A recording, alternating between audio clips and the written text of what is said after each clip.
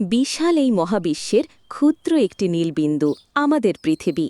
এই গ্রহে প্রাণের উদ্ভব, আর সেই প্রাণের মধ্যে এক অনন্য প্রজাতির অবিশ্বাস্য পথ চলা মানবজাতি। আমরা কোথা থেকে এলাম, কিভাবে এই পাথরের যুগ থেকে আজকের ডিজিটাল যুগে পৌঁছালাম? হাজার হাজার বছরের এই মহাকাব্যিক যাত্রা, মানব সভ্যতার উত্থান পতন, আবিষ্কার আর উদ্ভাবনের গল্প, আজ আমরা সেই দিকেই উঁকি দেব। প্রায় ২.৫ লক্ষ বছর আগে যখন হোমো স্যাপিয়েন্সের জন্ম হল, জীবন ছিল শুধুই টিকে থাকার সংগ্রাম। গুহায় বসবাস, শিকার আর খাদ্য সংগ্রহই ছিল তাদের প্রধান কাজ। পাথর ছিল তাদের হাতিয়ার, আর আগুন ছিল সবচেয়ে বড় আবিষ্কার। কিন্তু মানবজাতি শুধু টিকে থাকার জন্যই আসেনি, তারা শিখতে এসেছিল, বদলাতে এসেছিল। প্রায় ১০,০০০ বছর আগে এলো সেই যুগান্তকারী পরিবর্তন, কৃষি বিপ্লব। মানুষ শিখল কিভাবে ফসল ফলাতে হয়, পশুপালন করতে হয়। যাযাবর জীবন ছেড়ে তারা স্থায়ী বসতি গড়ল। গ্রাম থেকে জন্ম নিল শহর, আর সেই শহরের গভীরে জন্ম নিল প্রথম সভ্যতাগুলো। মেসোপটেমিয়ার উর্বর ভূমিতে গড়ে উঠল সুমেরীয় সভ্যতা, যেখানে জন্ম নিল লিখন পদ্ধতি আর চাকা। মিশরের নীল নদের তীরে মাথা তুলল সুবিশাল পিরামিড আর ফারাওদের সাম্রাজ্য।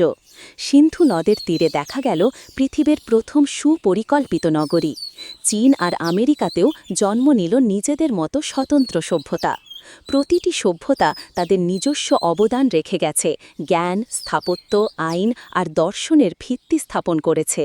এরপর এলো ক্লাসিক্যাল যুগ।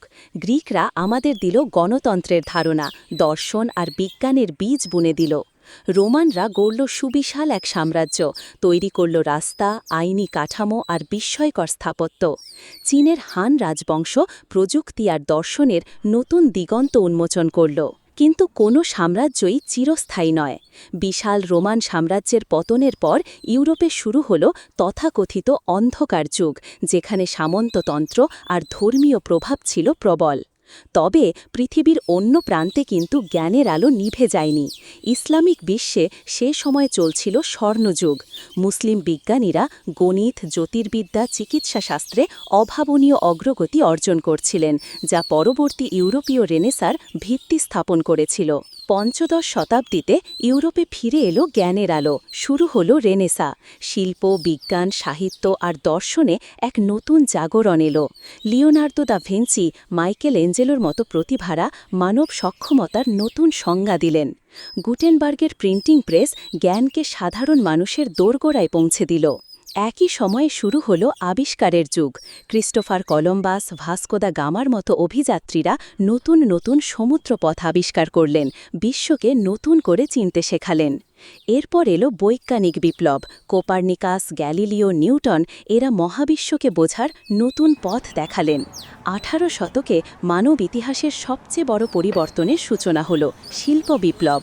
বাষ্পীয় ইঞ্জিন, কলকারখানা, নতুন নতুন যন্ত্র, সবকিছু মিলিয়ে জীবনযাত্রার মান বদলে গেল।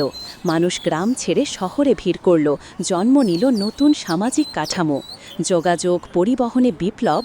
20 শতকে মানবজাতি অর্জন করল অভূতপূর্ব প্রযুক্তিগত উন্নতি, কিন্তু তার সাথে বয়ে আনল দুটি ভয়াবহ বিশ্বযুদ্ধ, যা মানব ইতিহাসের সবচেয়ে রক্তক্ষয়ী সংঘাত।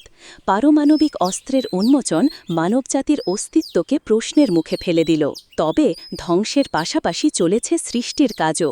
মহাকাশ গবেষণায় মানুষ পাড়ি জমালো চাঁদে, নতুন দিগন্ত উন্মোচন হল।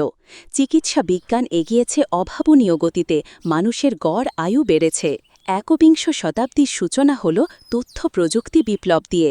ইন্টারনেট, কম্পিউটার, স্মার্টফোন আমাদের জীবনকে এমনভাবে বদলে দিয়েছে, যা 100 বছর আগেও ছিল অকল্পনীয়।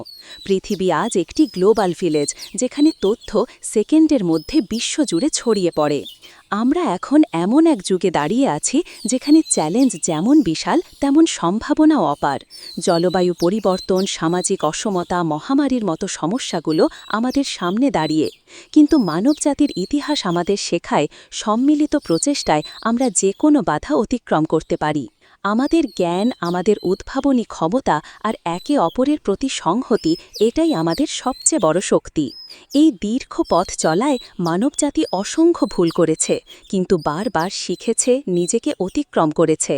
আমাদের ভবিষ্যৎ নির্ভর করছে আমাদের সম্মিলিত জ্ঞান আর আকাঙ্ক্ষার ওপর।